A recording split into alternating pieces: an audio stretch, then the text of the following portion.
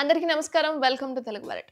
ప్రతి శాసనసభ నియోజకవర్గానికి 3500 ఇళ్ల చొప్పున రాష్ట్రంలో తొలి ఏడాదే 4.50 లక్షల ఇందిరమ్మ ఇళ్ల నిర్మాణం ప్రారంభిస్తామని ముఖ్యమంత్రి రేవంత్ రెడ్డి ప్రకటించారు.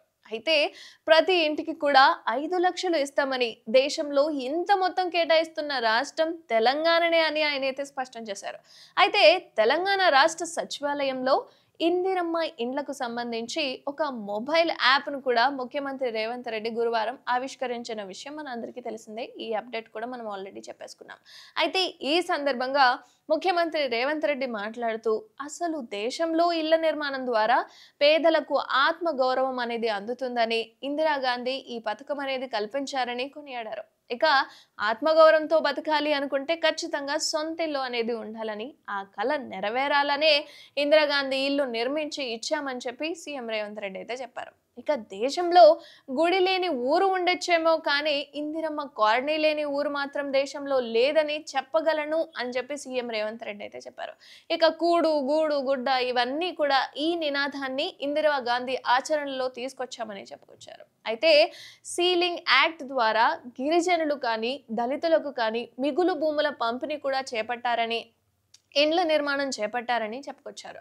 అయితే ఇందిరమ్మ హయాంలో ఇంటి నిర్మాణానికి 10,000 రూపాయలు కేటాయిస్తే వైఎస్ రాజశేఖర రెడ్డి ముఖ్యమంత్రిగా ఉన్నప్పుడు అది 1.25 లక్షలు చేరిందని, ఆ తర్వాత పెరిగిన ధరల ప్రకారం అంటే ఇప్పుడు తమ ప్రభుత్వం 5 లక్షల వరకు ఇస్తుందని ముఖ్యమంత్రి రేవంత్ రెడ్డి చెప్పారు. అంటే ఎక్కువ అన్నమాట.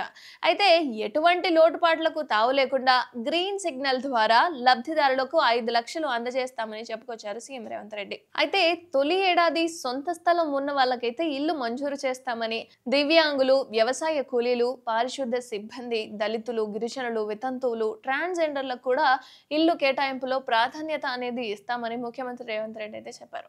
ఇక ఇందిరాగాంధీ ప్రధానమంత్రిగా ఉన్నప్పుడు, ఎన్టీఆర్ ముఖ్యమంత్రిగా ఉన్నప్పుడు ఆ కాలంలో గిరిజనులకు ఇల్లు కేటాయించారని, ఆ తర్వాత వారికి ఇళ్ల కేటాయింపు సక్రమంగా జరగలేదని చెప్పారు. అయితే తమ ప్రభుత్వం ఐటీడీఏల పరిధిలో నియోజకవర్గాలు, ప్రాంతాల్లోని గిరిజనుల కోసం కూడా ఇందిరమ్మ ఇళ్ల కేటాయింపులో ఒక ప్రత్యేక కోట అనేది ఇస్తుందని వెల్లడించారు.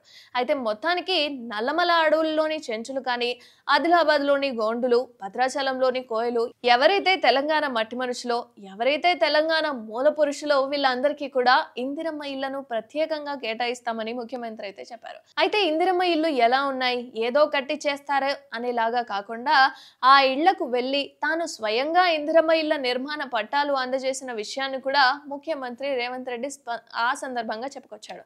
అయితే ఇందిరమ్మ ఇళ్ల నిర్మాణంలో ఈ నమూనానే పాటించాలని కూడా సూచించడం లేదని, అదే సమయంలో తమకున్న స్థలంలో వాళ్ళు ఏ విధంగా అయితే కట్టుకోవాలనుకుంటున్నారో వారి నమూనాను కూడా లెక్క చేస్తారట. అయితే ప్రతి అంగుళాన్ని కూడా వినియోగదారులు వినియోగించుకునేలా ఇక ఆ మండల కేంద్రంలో మోడల్ హౌస్లు నిర్మిస్తామని, లబ్ధిదారులు తమగా అంటే వారి యొక్క అవగాహన కోసం వాటిని చూడాలని ముఖ్యమంత్రి రేవంత్ రెడ్డి కూడా చెప్పారు. అంటే ఇల్లు ఇచ్చిన తర్వాత మీరు ఎక్స్ట్రా ఏదైనా కట్టుకోవాలనుకుంటే కూడా దానికి కూడా ఆ సౌలభ్యం అనేది ఉంటుందట. అలాగే వారి స్తోమతకు తగ్గట్టుగా అదనపు గదులు నిర్మించుకునే వెసులుబాటు అనేది కల్పిస్తామని సీఎం రేవంత్ రెడ్డి అయితే చెప్పారు.